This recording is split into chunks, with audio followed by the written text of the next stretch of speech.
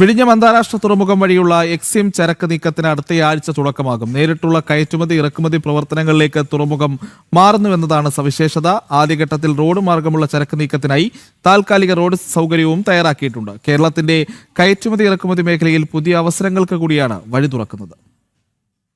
വിഴിഞ്ഞം അന്താരാഷ്ട്ര തുറമുഖത്ത് നിന്നുള്ള കയറ്റുമതി ഇറക്കുമതി ചരക്ക് നീക്കം അടുത്തയാഴ്ച ആരംഭിക്കും. ട്രാൻസ്ഷിപ്മെന്റ് വഴി കൈകാര്യം ചെയ്തിരുന്ന കണ്ടെയ്നറുകളിൽ 60% മറ്റു രാജ്യങ്ങളുടേതായിരുന്നു. എന്നാൽ എക്സിം ചരക്ക് നീക്കം ആരംഭിക്കുന്നതോടെ തുറമുഖത്തിന്റെ നേരിട്ടുള്ള ഗുണഫലങ്ങൾ കേരളത്തിന് ലഭ്യമാകുന്ന പ്രധാന ഘട്ടത്തിനാണ് തുടക്കമാകുന്നത്.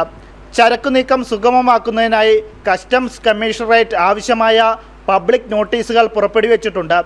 ദേശീയപാത അതോറിറ്റിയുടെ നിർദ്ദേശപ്രകാരം തുറമുഖ റോഡിൽ നിന്ന് ദേശീയപാത 66 താൽക്കാലിക റോഡ് സംവിധാനവും പൂർത്തിയാക്കി. തിരുവനന്തപുരത്ത് നിലവിൽ കണ്ടെയ്നർ ഫ്രൈറ്റ് സ്റ്റേഷൻ സൗകര്യം ലഭ്യമല്ലാത്തതിനാൽ തുറമുഖത്തിനുള്ളിൽ തന്നെ കസ്റ്റംസ് ബോണ്ടഡ് ഏരിയയും സജ്ജീകരിച്ചിട്ടുണ്ട്.